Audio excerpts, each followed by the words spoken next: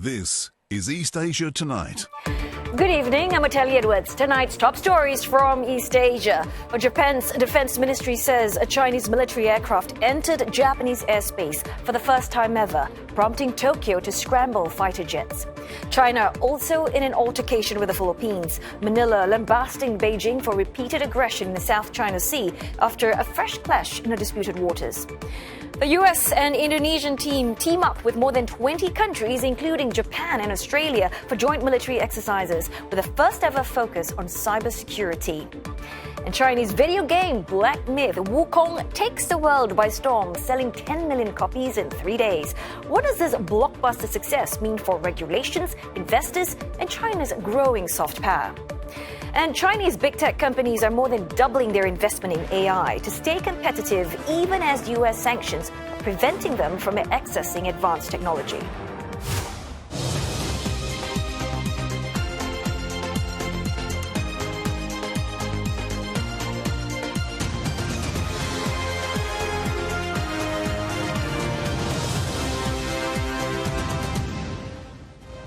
Ahead on East Asia Tonight, China's economy may be slowing on some fronts, but for the country's pet industry, it's go big or go home.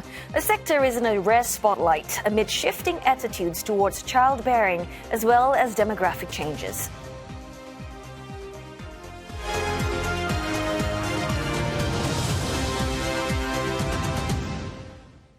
Japan says a Chinese military aircraft has violated the country's territorial airspace in what is the first ever instance. Well, the incident took place at around 11:30 local time this morning in the airspace around the uninhabited Danjo Islands, situated some 150 kilometers southwest from Nagasaki City. Well, it prompted the Japan Air Self-Defense Forces to scramble fighter jets to warn away the Chinese Y-9 intelligence gathering plane. The Defense Ministry says it's currently analyzing the intrusion and is monitoring the situation closely. Nothing yet from Beijing over the reported incident. China has defended its Coast Guard's actions against a Philippine ship in the South China Sea over the weekend. Actions Manila described as aggressive, unprofessional, and, quote, patently illegal. The Philippines Maritime Council said that Chinese vessels blocked, rammed, and fired water cannon at a resupply ship on its way to Sabina Shoal on Sunday. The council says these actions call into question China's commitment to de-escalate tensions. Chinese aircraft also made what the council called unsafe maneuvers against a civilian plane patrolling the Scarborough Shoal and Subi Reef.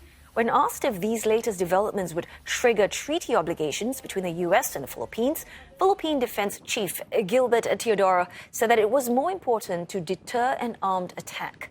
Beijing today blamed the Philippines for the Sunday collision at sea, saying that Manila's frequent resupply missions were to seek a long-term presence on the Sabina Shoal and a violation of China's sovereignty.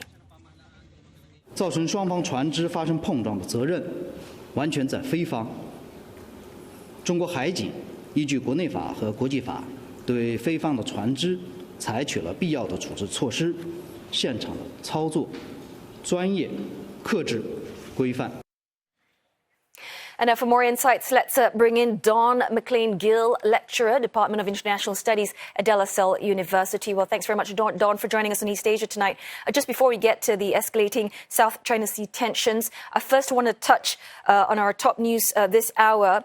How do you assess the significance of this Chinese intel plane entering Japanese airspace for the first time, even as brief as it was? And, any strategic significance the Danjo Islands region would hold for China, that it would perhaps risk violating Japan's airspace in this area? Well, first of all, thank you so much for having me. Now, this is, of course, an important development, a critical development with great implications for regional peace and stability, right? And there are several implications and observations that we can pick up from this particular incident, despite being brief. One is that, as we all know, Japan is currently transitioning or having shifts in the level of national politics within Tokyo, right? So what this particular incident and the timing of this particular incident may coincide with that particular shift. So China is, of course, trying to rattle its East Asian neighbor and, of course, trying to disorient perhaps the strategic trajectory that Japan is sort of going towards. And this may also be seen as a warning from Beijing towards the next leadership in Japan. But on the other hand, of course, we have to also note that this is a wake-up call for realization in Tokyo that it must continue to enhance its role as a security provider and a development partner in the greater Indo-Pacific region. And of course, Japan would need to further operationalize its security-driven lens, given, of course, that China's expansionist ambitions are nowhere, are unlikely to be damped or dampened further. So this is, of course, very important as Tokyo is transitioning towards the future of its national political dynamic. Great point, Don. You mentioned there that this perhaps, it's about Japan going to be naming its next leadership in Tokyo, and perhaps that's why the incursion happened. Again, we don't have comments from Beijing yet, but those were just the top lines that we got for that. And Don, let's just move on now to what happened over the weekend, what happened South China Sea. And we know that the Philippines, they have been using this, transparency strategy to basically expose China's actions. It has earned praise. It has earned criticism, and I'm wondering, where do you stand on this? I mean, how does the strategy measure up? Well, we have to understand the nuances surrounding this transparency initiative, right? So the transparency initiative is an element in Manila's overarching multi-dimensional approach towards securing the West Philippine Sea against China's expansions, right? So it seeks to address China's malign information operations, right? And these information operations are themselves part of the element or an element in China's overarching expansionist strategy towards the greater South China Sea, right? So China's information operations in the Philippines aim to create discord, particularly at the social and policy levels, right?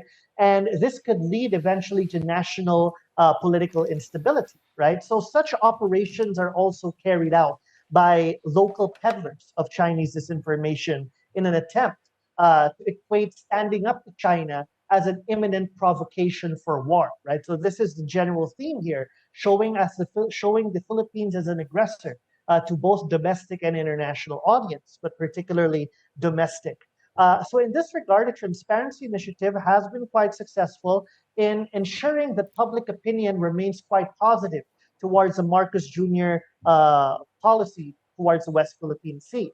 But at the same time, given that China is deepening its physical provocations in or within the Philippine Exclusive Economic Zone, this calls for more concerted efforts where the Philippines may need to focus more as well on physical deterrence against China. And this, of course, converges with the whole goal of the Transparency Initiative. Well, you mentioned, Don, that Philippines should be taking this physical deterrence, but I mean, size does matter.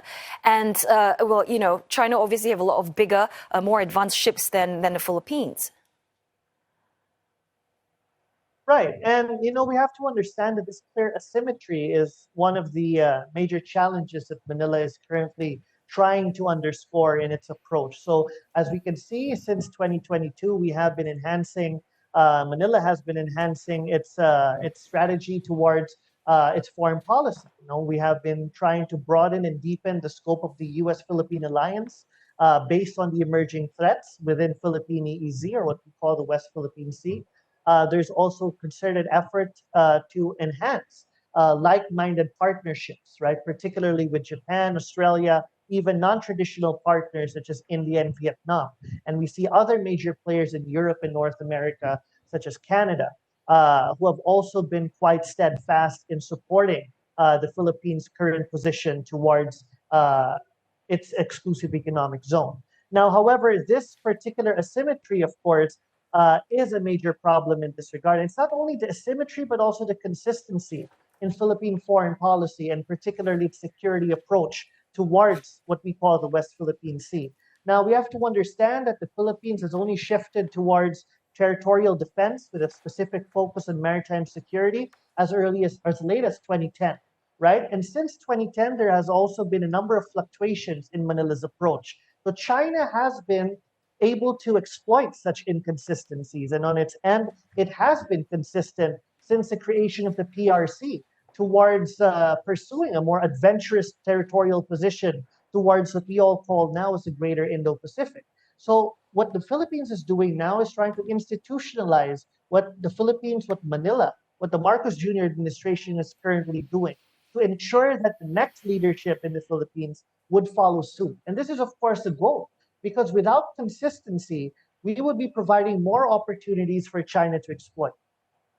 Right. Now, Don, we know Beijing, we've seen how they've employed these, so-called salami slicing tactics in the South China Sea, basically gradually increasing its presence and influence, small actions that basically add up to big changes over time. And do you think this is expected to continue?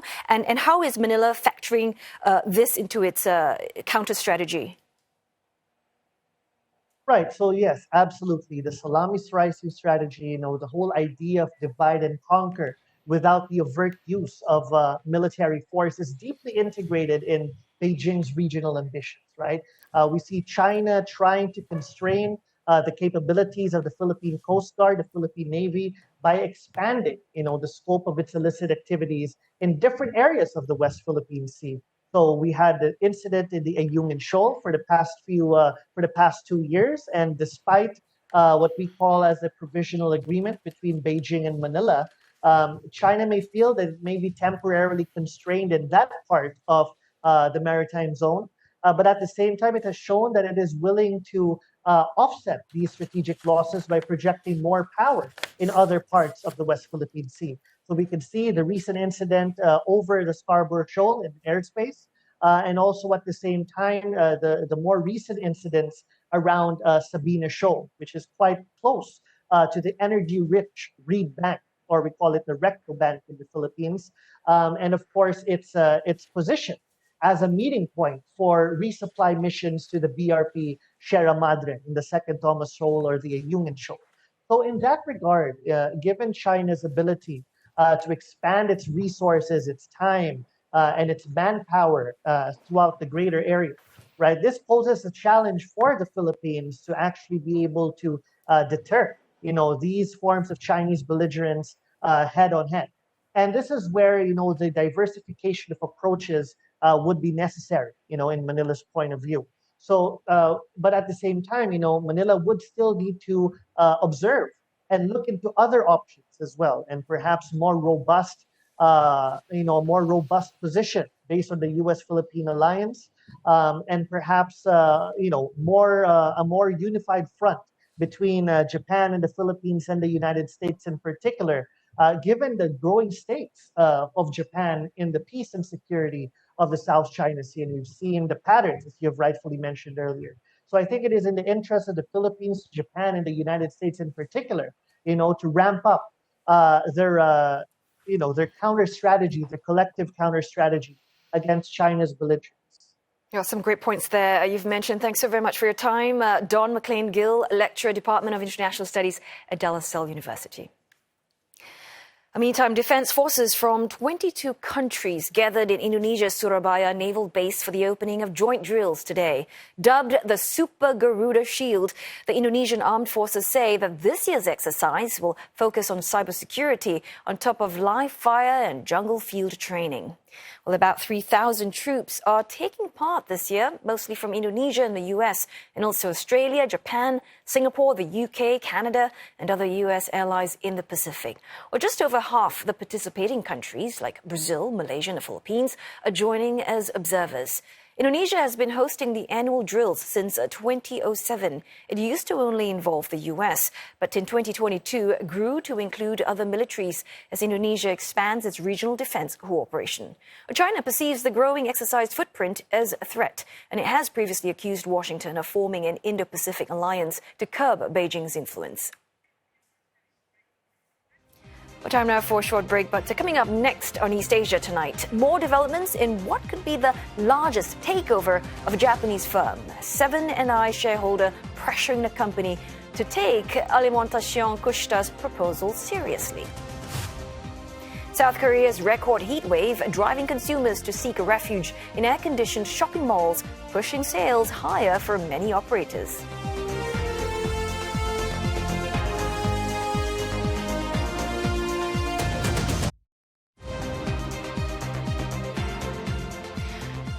Chinese-made video game Black Myth Wukong has taken the world by storm, selling a staggering 10 million copies in the first 3 days since its release last week. It's one of the fastest debuts in the video game industry. While its game studio gave no further updates on sales figures, millions of copies more could be sold in the days since. Well, the action-adventure title is inspired by the legendary Monkey King from Chinese mythology. At its peak, 3 million people around the world were playing it at the same time across PC and PlayStation platforms.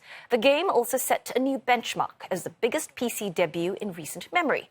Now, on its launch day last week, it jumped to the top of Steam's charts, outshining other popular titles such as Cyberpunk 2077 and Elden Ring. 已经懵了，就是从业10几年，从来没碰到过这种情况。7、80台，然后来的人可能没数过，就是很多每天没停过，从早到晚没有停过。已经前面断过几次货，然后刚补的货，补完货以后，现在又快没了。 Well, the game is priced at about $38 in mainland China and Hong Kong versus $60 in the US. One estimate said that Wukong turned profitable on its first day and raked in $450 million in gross revenue over its first 3 days. Well, analysts say the strong performance may help shore up expectations that China's $40 billion gaming industry is turning a corner after years of regulatory constraints. The game has also opened the gateways to China's cultural tourism. Wukong features iconic landmarks in China, taking users around the country's grand mountains, serene rivers, and classic temples. Well, thanks to real-world scanning technology that uploads digital models of ancient buildings and sculptures, viewers can feel as if they are actually at the iconic sites, from Yuhuang Temple in Jincheng City to the Sakanyunmunu Pagoda in Yingxian County. Well, the game has even prompted some players to book a ticket to China. A popular destination is Xiaoxitian Temple. So far, Xiaoxitian has received more than 200,000 visitors this year, which is up by 300% compared to last year. 我是一名游戏爱好者，游览了游戏中的取景地小西天，深深地感受到了中华传统文化的独特魅力。 And for more analysis, we have Tao Xuanan, Assistant Professor of Cultural Studies from the Chinese University of Hong Kong, joining us live. Well, thanks, Professor, for being here with us. So the internet has clearly gone wild for Wukong. Well, I have to say that, this is the coolest version of Wukong I've ever seen. But help a non-gamer like myself understand how different is this from, say, other smash hit video games? Why is it so popular? For the question. Well, like any other hit, this game has to have great visuals and combat mechanics to win the gaming community. But I think Wukong also enjoys a network of promoters, not just investors like Warner Brothers, but also networks of fans in China, overseas Chinese, and communities of Asia diaspora. And in China, we also have pirates who make the part of the game available at less cost, and these all help boost the number of people playing the game. It adds to the controversy and also the sales number. So which groups of players are most obsessed or hooked with the game? It's very hard to say, but I would guess players who have some understanding of Journey to the West, which is what the game is based on, would enjoy the game the most. They would understand the nuances of the character design, how the map works. So I think they would enjoy the game the most. And also, Professor, I think it's quite fascinating, how we're talking about people are actually going to China, visiting, various iconic sites based on this game. So do you think in any way Wukong's success can be leveraged as a marketing or some kind of a tourism tool for China? And if this is perhaps a new direction for tourism advertising? Absolutely. The stunning visuals of landscape in China and landmarks in China will increase the appeal of China overall. I see this as a success of China's soft power, but also the landscape in reality does not look like those in the game. So for tourism, there would be a little bit of information gap as well. What they are getting from the game is not what they are going to get in China, not exactly what they are going to get from China. So I'm sure you've heard about this. There were, some controversies before its release where game viewers, they were given, I guess, early access to the game, but they were told that they shouldn't be or not allowed to discuss COVID-19 pandemic or, feministic sort of propaganda and sort of other topics as well. So help us understand, and yet it is still very successful. What does that reveal about, I suppose, the industry's ability to adapt and evolve around these regulations? These controversies are really fascinating. I think it says a little bit more about the gaming community than the industry's ability to adapt and evolve. I think this can be seen in two ways. First, the controversy did not really hurt the game's reputation in the gaming community, because I think whether a game abide by political correctness in the Western standard is not really how this gaming community judges the game. And second point is that the controversy actually puts a target on the game that has a China label. Whether it's a good or bad thing, it always helps spread the news. And I want to touch on Xinhua, which is a China state-run news agency. It actually published a 32-minute-long video interview with the developers. And I believe, correct me if I'm wrong, but this is not something that they would typically do. So if indeed that's the case, what does this tell us about the government's attitude towards the gaming sector? I think the Chinese government is very keen in utilizing any channel to increase the country's soft power. If people, for example, love Brazil for its soccer, people might also like China more because of its computer games. So I think it's very understandable. And so how promising do you think, like whether it's Wukong or perhaps some other future video game hits, that this could perhaps be China's next cultural export and also its ability to shape global cultural narratives? I think this is definitely a very interesting moment for China's ability, to understand China's ability to actually explore any cultural product, any overseas, because in many other industries, this hasn't been that successful. And I also think that China, if we're talking about the Chinese state, is not really shaping global cultural narratives yet. They're able to supply some materials of talking, but I think still the global mainstream media like CNA and New York Times and the others is the global mainstream media that is shaping narratives about of China and the state. Interesting. But, do you think Wukong's success possibly a one-hit wonder, or you could become a major player in the video game industry now that the government has taken like a bigger interest, in it, and basically what it means for gamers around the world? I think since we have a lot of investment going into gaming industry and there is a domestic base, very large domestic base, I think gaming industry is very promising as a field of industry of growth for China and for China's cultural exportation. So I think this will not be a one-time hit. It will continue to attract investors and people, even non-gamers like myself. And not to mention, perhaps Wukong, a merchandise gold mine. How do you see its developer, cashing in on the game success? I mean, somehow I have this vision of it that I'm going to see on the big screen in the movies, perhaps on Netflix, toys and clothing.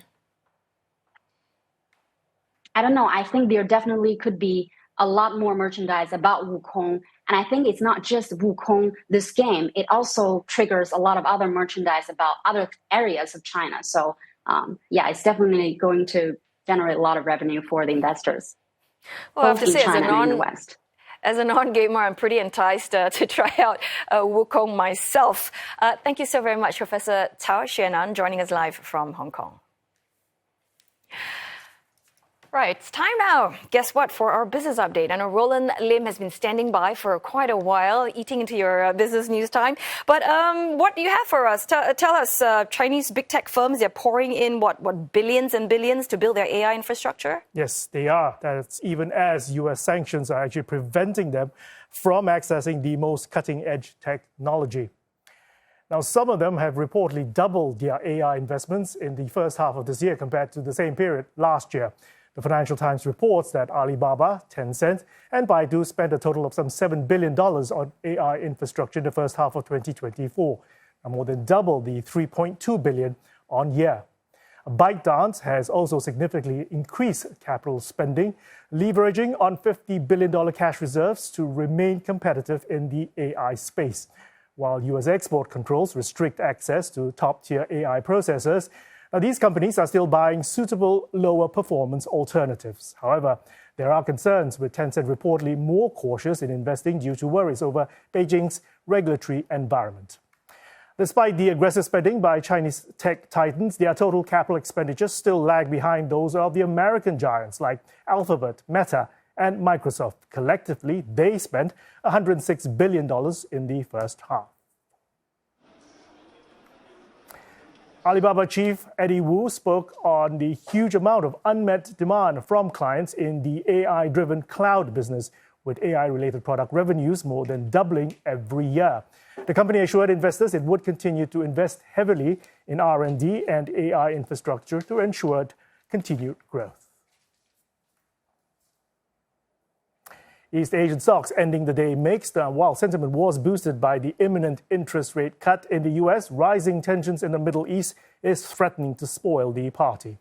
Mainland Chinese indices marginally higher, markets getting little impetus after the People's Bank of China kept its one-year medium-term lending rate unchanged as widely expected. Now, that's the rate at which the central bank lends to big commercial banks.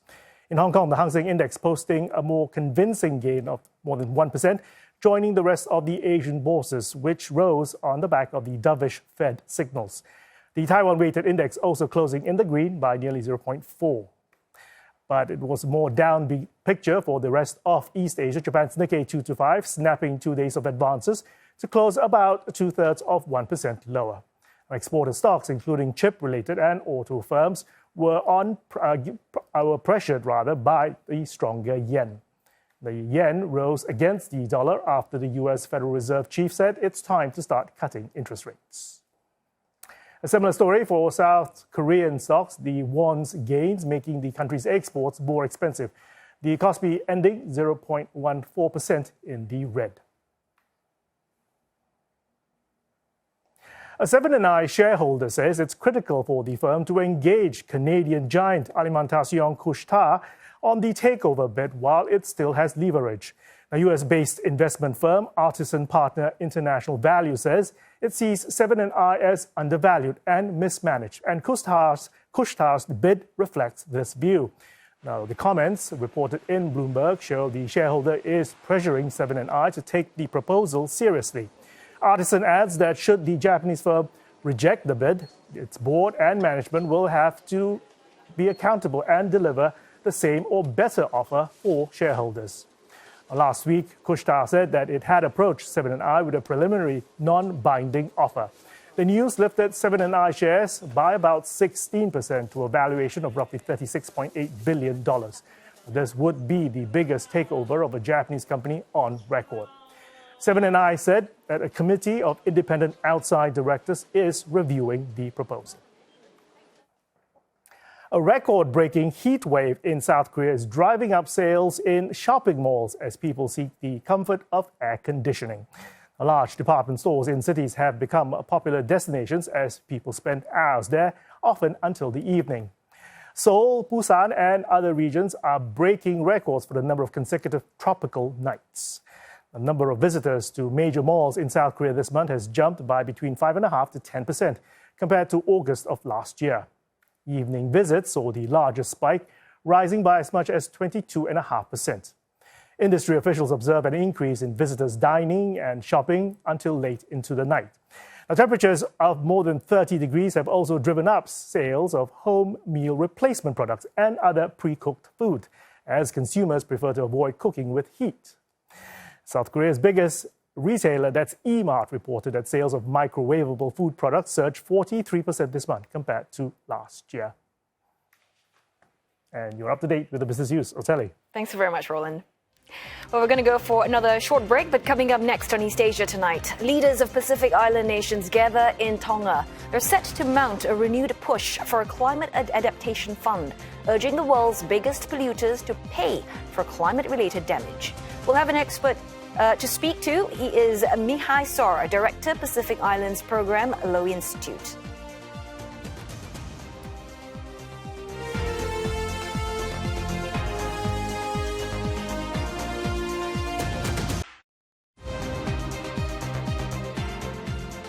Japan's defense ministry says a Chinese military aircraft entered Japanese airspace for the first time ever, prompting Tokyo to scramble fighter jets. China also in an altercation with the Philippines, Manila lambasting Beijing for repeated aggression in the South China Sea after a fresh clash in the disputed waters. US and Indonesian team up with more than 20 countries, including Japan and Australia, for joint military exercises with the first ever focus on cybersecurity. Pacific Island nations are stepping up pressure against big polluter countries in the face of climate change. At a leaders' summit in Tonga, low-lying country Tuvalu urged those responsible to pay for climate-related damage, and it also stressed the need to address the root cause of the problem, the fossil fuel industry. Well, this comes as China and the United States battle for influence over the strategic region. This year, leaders of the 18-member bloc, as well as its dialogue partners, are holding a week of meetings in the Kingdom of Tonga. The aim is to draw global attention to the region's worsening climate situation. Well, earlier this morning, Tonga was hit by a magnitude 6.9 earthquake, prompting some businesses near the coast to briefly evacuate to higher ground. Well, delegates are looking to mount a renewed push for a homegrown climate adaptation fund, an idea that taps on financial contributions from foreign nations. And they will also push to speed the transition away from oil, gas, and other highly polluting fuel sources. Well, Taiwan has also sent a senior diplomat to the high-level gathering. The island says its representative will hold talks with its three Pacific allies, Palau, Tuvalu, and the Marshall Islands. It adds that these meetings will convey how Taiwan attaches great importance to peace, stability, and prosperity in the Pacific region. And for more on this, let's speak to Mihai Sora in Sydney, and he's director of the Pacific Islands program at the Lowy Institute. Well, thanks, Mihai, for joining us. Now, first up, I just want to touch on the fact that, a number of critics, they argue that the Pacific Island Forum has been ineffective in addressing various regional challenges because it's not able to maintain cohesion. So, Mihai, I just thought I'd get your thoughts on these criticisms first. Look, the Pacific Islands Forum comprises some very diverse Pacific Island countries. You have some very small countries like Niue with a population of just about 1,000. You have larger countries like Papua New Guinea with a population of around 17 million, potentially. No one's quite sure. The point is, Pacific Island countries, they have diverse national interests, diverse national needs. The Pacific Island Forum leaders meeting that we're seeing this week in Tonga is a moment when the leaders of all 18 Pacific countries can come together. And it's a key moment in time where Pacific leaders can leverage the intense geopolitical competition for influence in the region to extract more benefits, more tangible benefits for themselves and for the region on key priorities such as climate change, as we've just heard about. Right. And eyes are also on this potential upgrade of two U.S. Pacific territories from observer to associate member status at this forum. And it's sort of raising questions about the strategic interests of larger powers. So what benefits do you think the U.S. is seeking to achieve through this move? Look, I think it's important to frame it as a move that will be welcomed by the communities in American Samoa and Guam, and by other Pacific Island countries as well. First and foremost, the Pacific Islands Forum is underpinned by this principle of being as inclusive of all Pacific communities as possible. Not all communities are members yet, so this is a positive move in that respect. The interest for the United States, of course, is that being U.S. territories, the U.S. strengthens its connection to Pacific regional institutions. It can demonstrate its credentials as a Pacific Island partner country, and it can show its commitment to meeting regional priorities. The US essentially is increasing their access to this critical regional institution through these two territories. And it's never easy trying to strike a balance between, two superpowers. Given that the current members, they're facing unprecedented, whether it's got to do with the demographic or the economic stresses amidst this intense geopolitical rivalry, how do you see the member states actually trying to strike a balance between their national interests and the competing interests or influences of the external powers, namely US and China? Well, I think Pacific countries are approaching geopolitical competition in different ways. You have the Prime Minister of Fiji, Sitiveni Rabuka. Now, he said very clearly when he came to power in this most recent term that he wants to pursue security cooperation with traditional, like-minded, democratic countries like the United States, Australia, and New Zealand.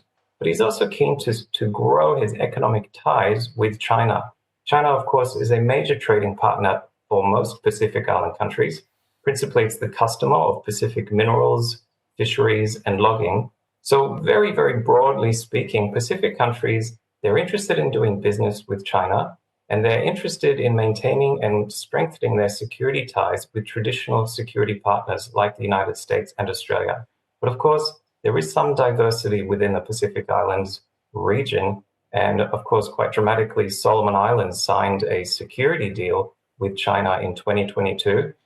This has the potential to upset the regional balance of power. It goes against established regional norms. China, of course, is not a Pacific Island country, so it sits outside of that Pacific family that we often hear about.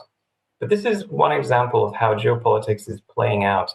China is essentially seeking to pick off Pacific Island countries one by one to insert itself deeper into the security space through policing, through military cooperation, through disaster relief, and many other ways. And this is the key concern for traditional partners like the United States and Australia. It's not the trade relations, it's the security activities in the Pacific and how this changes the security environment overall in the region. And Mihai, just to pick up what you're saying, climate change, disaster resilience, all of that costs a lot and funds are needed to tackle that.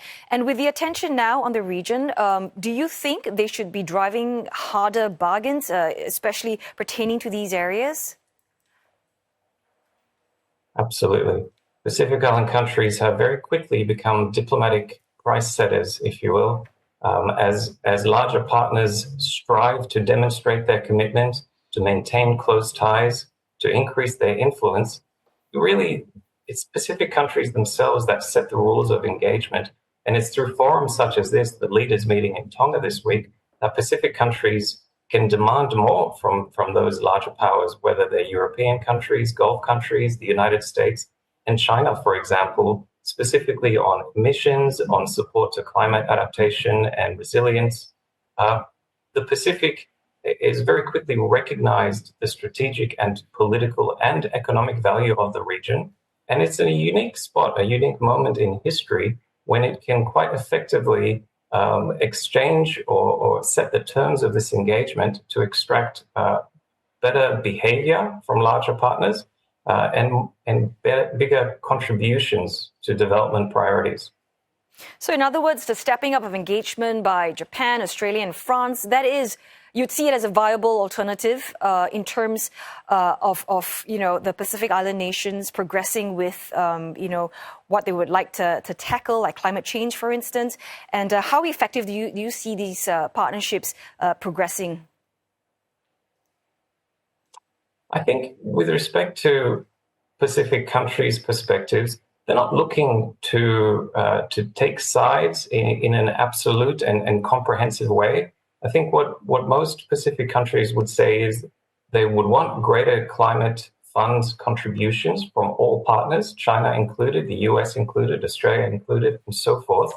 They would want trade and economic ties with traditional security partners as well. It's really just this focus on increased security presence, including through personnel on the ground, that China is pushing and making some progress in some key Pacific Island countries like Solomon Islands, Kiribati, potentially others as well. For Pacific countries themselves, they see that international donors, they have a responsibility to coordinate their engagement. These individual bilateral sort of one-on-one approaches to each Pacific country from larger countries, that's overwhelming local bureaucracies. It's muddling the progress on national development programs. So Pacific countries, they're not looking for alternatives in terms of partners. They are looking for alternatives in terms of individual projects, individual initiatives that are pursued. And so sometimes you do see, one country such as Australia or the United States presenting an infrastructure project or a development activity, and China presenting a different model for that. So I think ideally for Pacific countries, they would want to see larger powers working together for their benefit. But that's not always possible, and sometimes it's easier said than done. Oh, Mihai Sara, it's been great chatting with you. Thanks so very much for being on East Asia tonight. Well, away from the Asia-Pacific, concerns of a broader regional war in the Middle East after Israel and Hezbollah exchanged heavy fire over the weekend. Well, the Lebanon-based Iran-backed group retaliated for the assassination of a top commander last month. Both sides offered conflicting accounts of the outcome of the exchange. Israel said it bombed dozens of Lebanese sites to thwart a large-scale attack. But Hezbollah said it was still able to launch hundreds of rockets and drones. Both say they only aimed at military targets. The two have signaled that the worst of the attacks are over, at least for now, but left the door open for more strikes. The U.S. has expressed concern about a broader regional war stemming from the fighting in Gaza. The White House National Security Advisor Jake Sullivan says that Washington remains in contact with its Israeli counterparts while working on getting a ceasefire deal in Gaza. What I believe now is that it is incumbent on all parties in the region to work towards de-escalation and stability. And so we are feverishly working in Cairo as we speak with our team and the teams of the other mediators, as well as with the Israelis, to get to a ceasefire and hostage deal along the framework that President Biden laid out, to get calm between Israel and along that border between Israel and Lebanon, and ultimately to get to a broader circumstance of regional stability. And of course, we think that a part of that is a credible path to a two-state solution for the Palestinian people as well. Coming up on East Asia tonight, Japan braces for a second storm in as many weeks after Typhoon Ampil disrupted travel in parts of the country.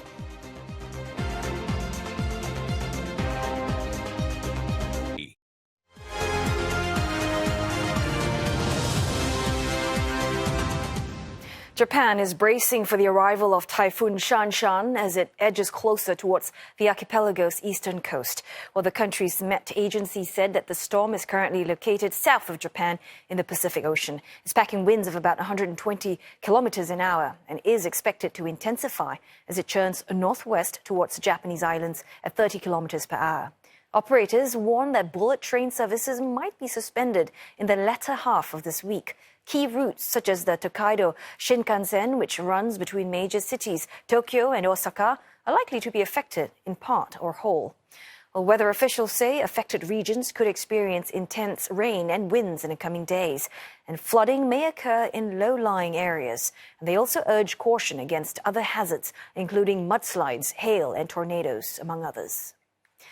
Shanshan is approaching less than 2 weeks after Typhoon Ampil hit Japan's Pacific coast with fierce winds and heavy rain, forcing the cancellation of hundreds of flights and trains in the Tokyo area. Well, a study last month said that typhoons in the region have been forming closer to coastlines, intensifying more rapidly and lasting longer over land due to climate change. Of course, we've got more on this story on our website, cna.asia, and on our mobile app.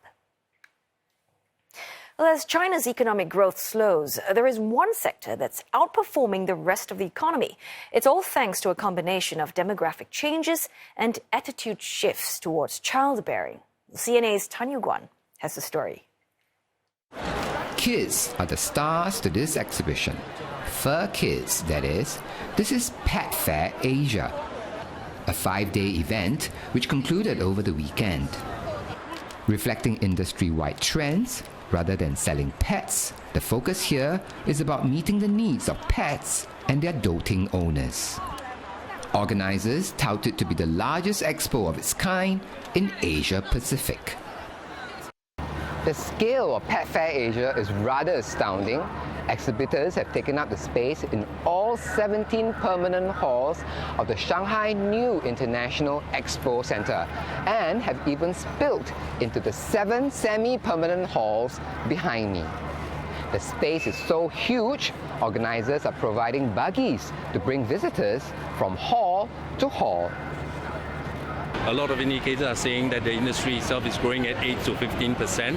For our show itself this year, it's growing about 10 to 12% this year. And more importantly, if you look around us, a lot of our exhibitors here have increased their investment in the show. They have also come up with a lot of new products and a lot of new expansion, trying to bring pets into our daily lives and cycle. I'm here to source for pet products, mainly cat litters and organic cat food for my clients in Southeast Asia. Because China, there are many factories and they are able to source excellent quality raw materials at a relatively much cheaper cost.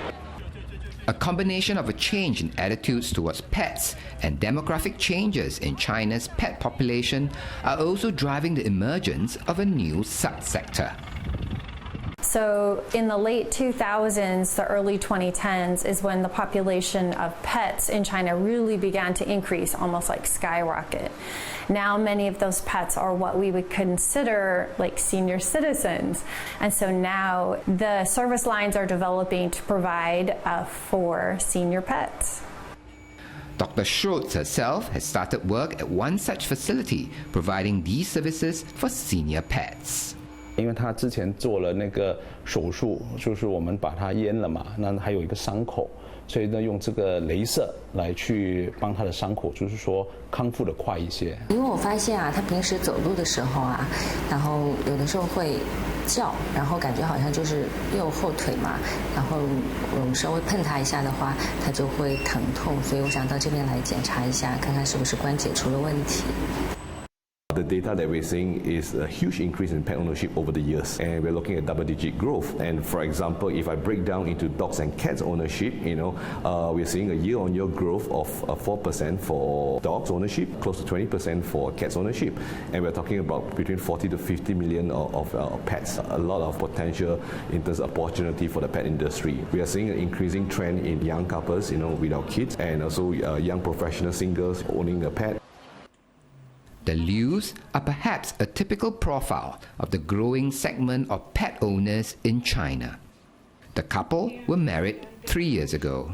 Previously dog lovers, they now dote on a pair of cats and have no intention to have children.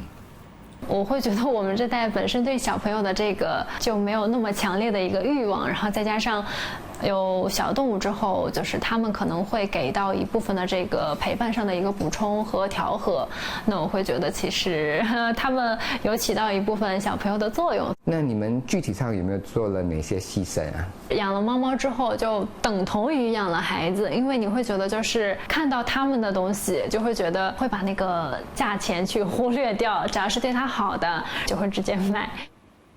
For years, China's fertility rate has hovered around 1 birth per woman, a far cry from the 2.1 births needed to keep the population stable. For cities like Shanghai, the fertility rate is even lower, hovering around 0.6 births per woman. So while attitudes of couples like the Lius are music to the ears of those in the pet industry, they're troubling to the country's population planners. Tan Yuguan, CNA, Shanghai. And thanks for accompanying on East Asia tonight this Monday. Don't forget your headlines anytime at cna.asia, and we're also on Facebook, YouTube, and X. Thanks for watching.